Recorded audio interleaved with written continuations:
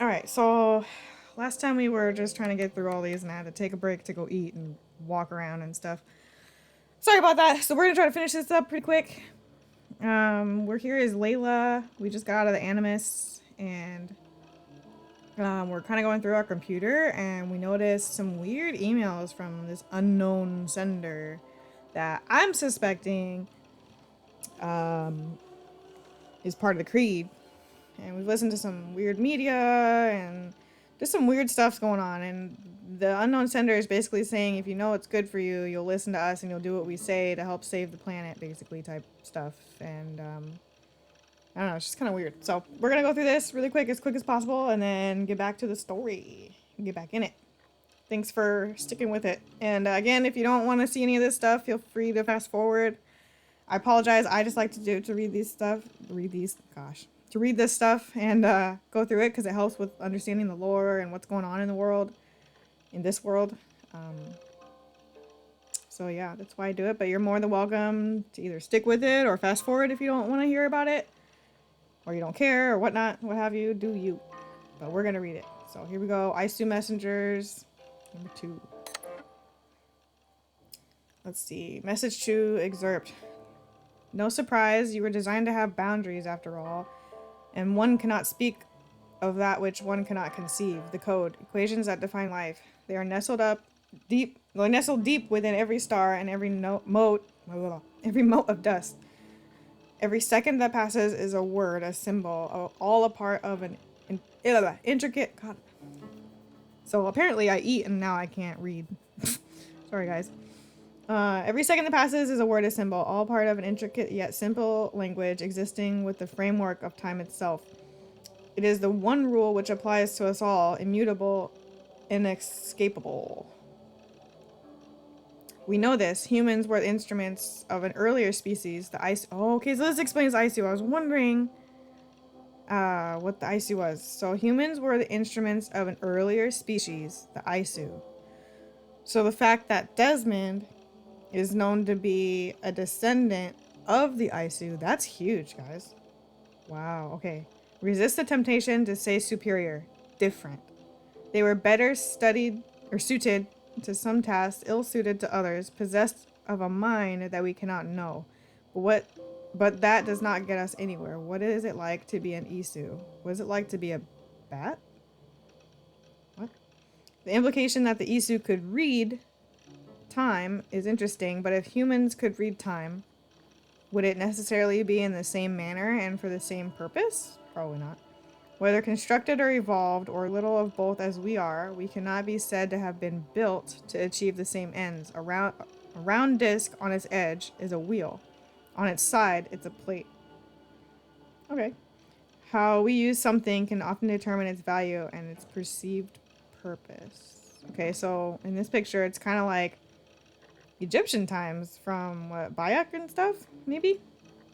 Or before then, and you see this like higher being and people kind of what looks to be like worshiping or bowing down or whatnot.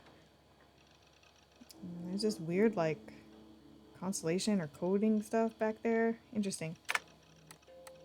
Okay. Message 3. Excerpt. Break the code, break the node. These walls tell of a tragic story, a story we transcribed on our structures, on our artifacts, a story we could not alter, a mystery defying us in plain sight. We tried. Our scholars and scientists, poets and physicists, bright minds, rebellious hearts, they all tried so hard to bring out change. We all failed. None could change what we discovered. The stories written into walls of these rooms, the readers had no power.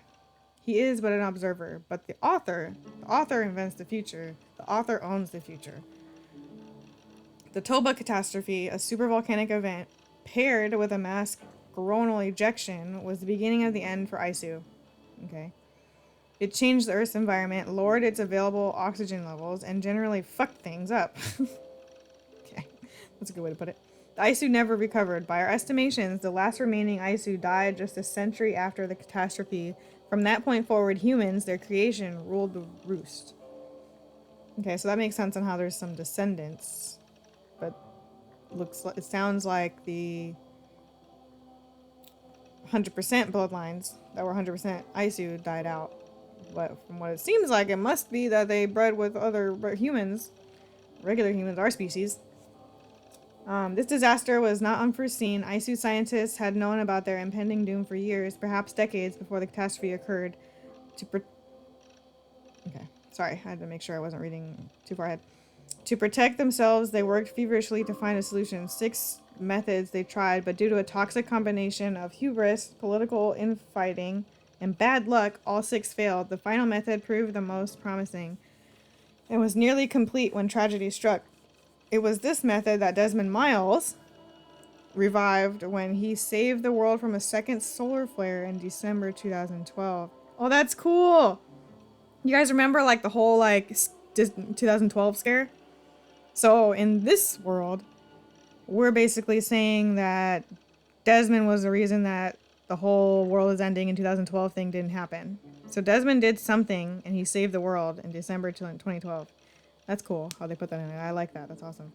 This voice laments the compounded failure of their species to save themselves, but the truth is broader than that. They, with Desmond, saved us. Success deferred. Then this message, break the code, break the node. Insistent and very puzzling. This is interesting, guys. Because you see here, there's like more Egyptian figures, and they're like, this almost looks like computer files in a way, doesn't it? Kind of like computeristic in a way. Almost like Animus type stuff. That's cool.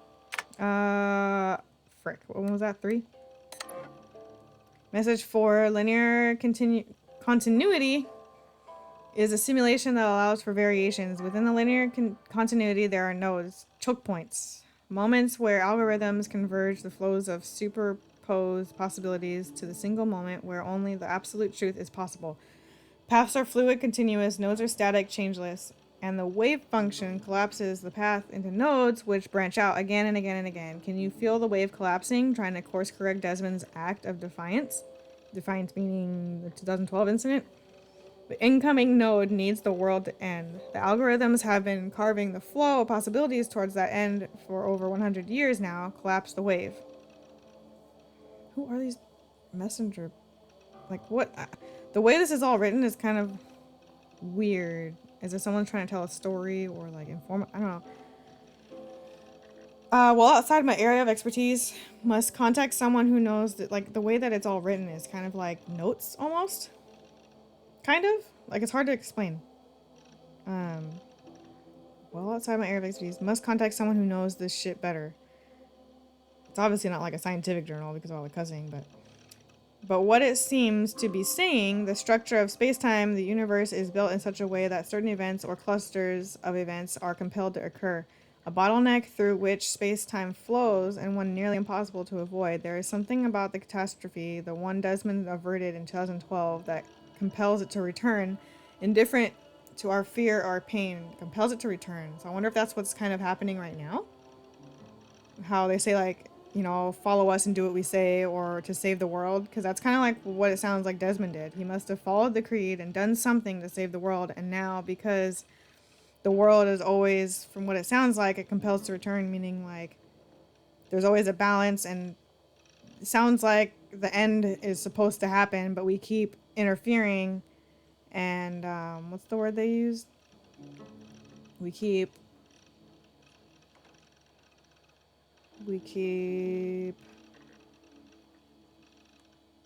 what was the word they used? Defying. Yeah, we keep defying what's meant to be, and so this catastrophe just keeps compelling itself to come back and come back and come back, but we keep getting in the way of that. We, being like the creed, keep getting in the way of destruction, and it just keeps coming back every so often, is what it sounds like. It is a tidal wave rippling across the sea of space. It crashed once again, the dike, and that stopped it for a time, but the sea rears back for another strike, and another and another.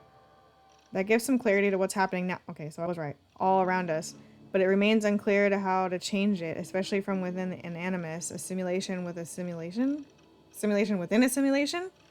See, so we're kind of on the right track here. So there's this force that keeps coming back, that keeps trying to end the world, and we, as old blood descendants or part of the creed, or Isu descendants or what have you. We're not Isu descendant, but Desmond is. But us as like descendants of the creed are the only ones who can like stop this catastrophe from happening every so often. So that kind of explains like why things are so crazy right now, why all this stuff is breaking out, why there's crazy winds and storms and COVID. Yeah, so okay, this is insightful. Let's see, 5. Reality is a mathematical model which gets solved over and over again by the observer. Your thoughts are computations, and they render this world for you to call your own. Not all processors are alike. Different brains produce different realities. The variations go from the subtle to drastic. Your mind defines how much you can taste, how much you can feel, how much you can understand. Perception defines perspective. True. We designed you and we made sure to engineer your senses so you could perceive just what we needed you to. Neither more nor less. There are parts of time we preferred you to remain blind to. It was a necessity. If we could suddenly see time, that would not guarantee the same perception the Isu possessed. Let us speak of time as an entity, if we may. Let us say that time is perceivable, in fact, the same way that light is a perceivable fact. The ability to see this fact in no way guarantees a sympathetic view. There are creatures stumbling around this earth that read light differently than we do, and for different purposes. Humans see in a well-known spectrum. Roy G. Biv. Okay. I don't know what Roy G. Biv is. This sense of color is defined to 3 cones we possess. Okay. Yet nocturnal creatures see with a different scope for a different purpose. Night stalking, hunting, lurking. They evolved to conserve with their needs and are now constrained by them as we are. Light is only a fact seen and used differently by a different species. To suggest we might read time is to imply we have a specific use for time. Okay. Message 6. The next chapter is unstoppable, and yet the greatest revolutions sometimes originate from the confines of impossibility, do they not? Reality is a simulation. Break the code. Okay. So we must need to break some kind of code, apparently, is what they keep saying over and over again. And in so doing, escape the inescapable. The animus was humankind's first unconscious attempt to explain what it could not see. Understanding genetic memories and eye into history, your animus is different. Oh. As is the mind that imagined it. It could escape the code. It could make that leap and make possible a decision that defies the order of things that are. It's ridiculous to imagine that I could change the nature of reality out there, from within the confines of an animus, a simulation within this so-called simulation. That's true, it is kind of confusing. That's actually mind-fucking in a way. Because the animus is technically like simulating your past, one of your past lives of your ancestors, and you shouldn't be able to like change things from back then, but it's basically saying that yes, this is a simulation. However, you can still change things through that simulation, but it's just a simulation. Oh, whoops. So it's kind of, I don't know, I'm being mind blown. My animus is endowed with the ability, but I believe and I understand that what this voice is telling me. My animus is endowed with the ability to suggest alterations to days long past. From any moment in time, I can extrapolate what might have been. All these words. Calculations of time. I am not confined to what was, but what could have been. See? Right there. Yes, history is real. Facts do matter. But from any moment in time I choose within the animus, I can interrogate the memory. I can ask the world, what if? What if Bayek and Aya had stayed together? What if Kemu had not been murdered? I suggest these hypotheticals and watch unfold. Why would I want to? For knowledge, for a better understanding of tragedies were avoided? It remains to be seen. I like how they keep putting origins in here. So this story has a lot to do with origins, it seems. Makes sense. If you guys haven't played Origins, I suggest doing so. It's an amazing game and a great story. I am, in a sense, a reader of the calculations. As the Aisu were in days past, perhaps one day I will be able to harness this talent to see into the future, to predict, to correct, to avoid. That would be worth something. What is this? Oh, is this like a time loop type diagram? Oh, look at the animus. You see the abstergo symbol right there? Right here? Right there. You see, look at my little circle. It's crazy. Oh, and up there again too. Abstergo. Okay. Staff of Eden. Staff of Hermes Trismegistus? Oh! This is what we saw in the house that was like buzzing and vibrating and stuff. Cool. Now we get to find out what it is. Acquired from the ego burner, Cassandra. Oh! Cassandra! From Odyssey. The eagle bearer, Cassandra. Oh, this is cool! This is cool. So we have Origins and Odyssey integrated into this world. That's awesome. Presumed manufacture date late in the Isu singularity age 75,100 BC 2200 IE. Sorry. This staff, one of many Isu staves known to us. Oh, so that was owned by an Isu. No wonder why we have it. Buzzing, probably like trying to warn us that something bad's coming and we need to stop it. Kind of like never mind, I lost my thought. Anyways, this staff, one of many Isu staves known to us, is first and foremost a medical device with the ability to heal, repair, restore, and rejuvenate organic tissues with unprecedented swiftness. That's cool. It has been known to extend the life of its bearers well beyond the average human and Isu lifespans, and is presumed to have the ability to resuscitate living creatures in critical or suspended states. It has not been verified if the staff has the ability to resurrect the dead, but it seems unlikely. Ooh, foreshadow maybe? Based on its known features. It appears to work by reading and copying its bearer's DNA to ensure perfect replication on a broad scale. It is able to detect erroneous copies and deploy repairs so long as its bearer remains within direct contact.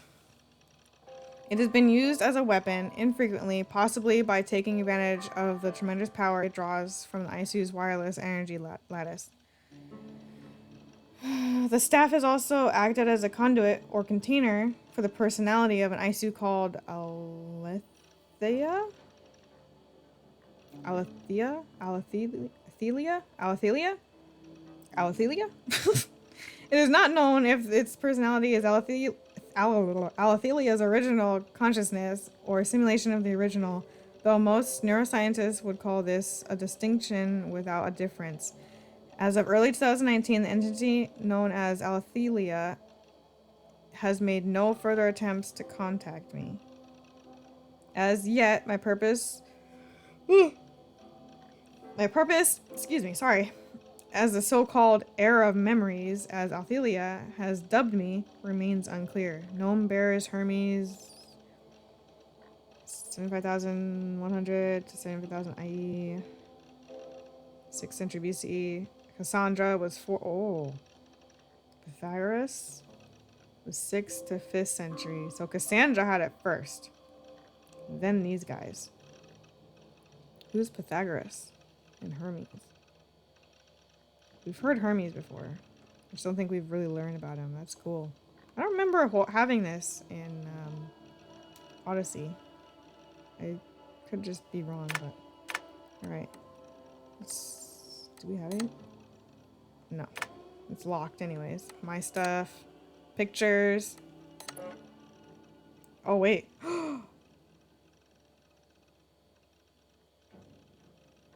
Wait a minute. Is someone spying on us? How can they get those photos? Yo. Wait. Unless we took these, but...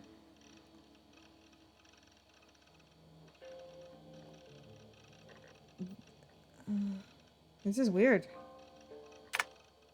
Okay, what's in the trash? There's always good stuff in the trash.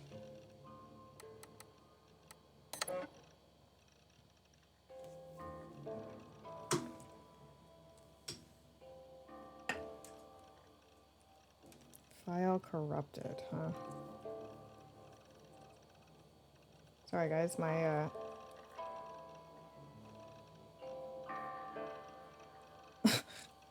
I had to readjust my headphones. Sorry guys. Alright, file corrupted. M and MME Bibiao. My name is Layla Hassan. I was a friend and colleague of Victoria's, both at Abstergo and in our subsequent freelance careers. In all the time I knew and worked with your daughter, I was always struck by her limitless intelligence, her humor, and her ability to focus, even in times of great stress. She was an inspiration, not just to me, but to all those who worked with her. I am writing to you now with the hope of shedding some light on the circumstances of her death? Wait. Oh, I was trying to call you Victoria. Okay, so Victoria's death. I realize it must be strange to receive a letter out of the blue from someone whose name you've probably never heard, offering to explain the tragic loss of one so dear, but if you'll allow me, I will try. I was with your daughter in the moments leading up to the unfortunate incident that took her life. In fact, I am partly to blame for... What? So this Victoria Bibiao, maybe that's her last name? So we had something to do with her death, it sounds like.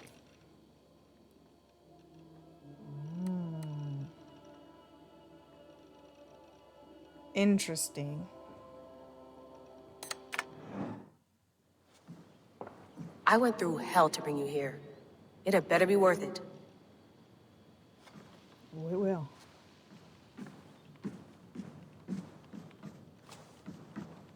Feeling okay? Better. But I'm worried that it could happen again. The two data streams. I can't promise it won't. I barely understand it myself. It felt like two minds, fighting over one brain. It hurt like a shotgun to the head. Right. There's something about this Viking's DNA sample that feels dense, noisy. Could it be the staff? Interfering somehow? How do you mean? My headaches, my temper. They started the day I got that thing. I hope you're not making excuses for, your friend. Jesus, no. I'm not.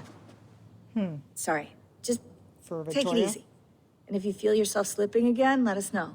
I'm trying. I really am. Interesting. Be nice to sleep in a real bed when this is over. Yeah, I bet.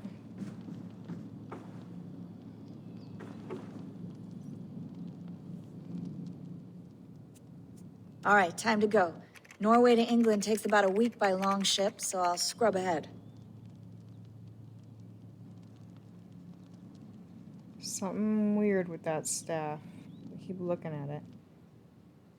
And like it appears to be like Layla, you okay? calling to us. Sorry. Can you play the message again? We have the transcript. If you're looking for something, I can go No, and... I want to hear it. Okay.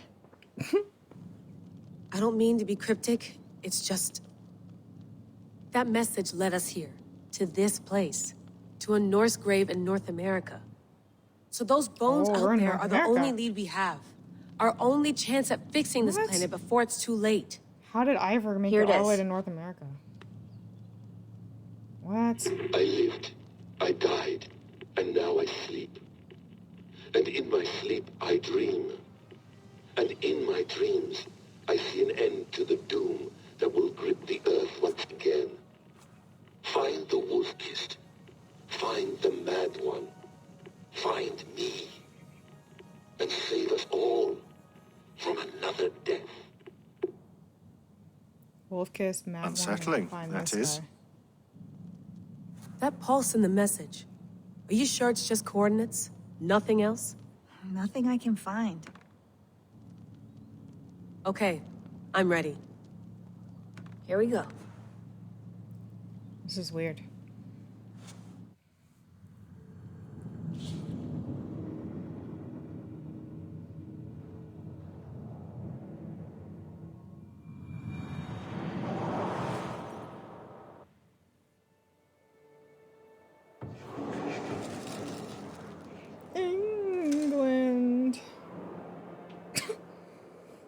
Sorry, guys. Some of you might know where that's from. We made it. There she is. England. Our new home. Not a patch on Norway, but we'll make this land our own soon enough. I'm glad to see any land at all. And will be happy to have my feet on solid ground again. We must not rush our landing. All you see here is Saxon territory. The Kingdom of Mercia, largely unpacified. There will be eyes watching us from the trees, with bows drawn and traps set. We must be wary. Randvi, dig in your oars, all standing. Have you spotted something? Not yet. But let us go ahead to clear the path of any dangers. Then follow our lead when the sun brushes the horizon. Understood. May Thor bless you all on your way. We will see you soon. Sail on. Yes, I'm ready for whatever these green-thumbed fairy folk have to throw at us. Sigurd, do the sons of Ragnar know that we're coming? They do not, for they will not scoff at our visit. Of the 4 kingdoms in England, the sons of Ragnar have settled only one. The rest is ripe for the taking. Do we mean to join their army? No, no. We will speak with them, get the lay of the land, and carve this country into as many pieces as we see fit. Look ahead there! Is that what passes for a town? Plain brick in a single rune to their timid god?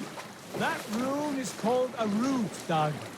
The cross upon which their god was sacrificed. It sits atop a monastery, a place of worship. That cross killed their Christ, and now they display it in worship? Bizarre. We carve idols of our gods and make wishes before them. Like our sacrifices to Odin, the One-Eyed. But we do not worship the wolf that kills him. That is the difference. Whatever strangeness we see in these Saxons, they must think the same of us. The hammer! Now there is a symbol worthy of a god. A bolt of lightning would take that cross clean off.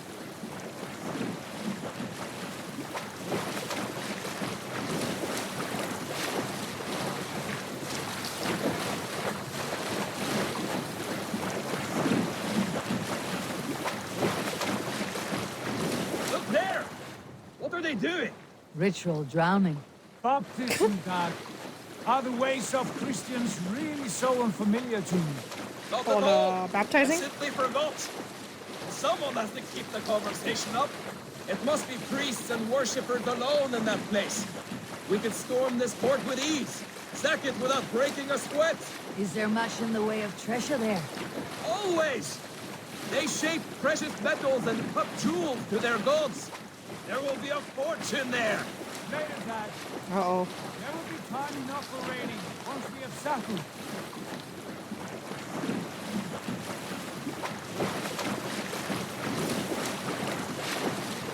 Come to. Stop the boat. Pull up over there.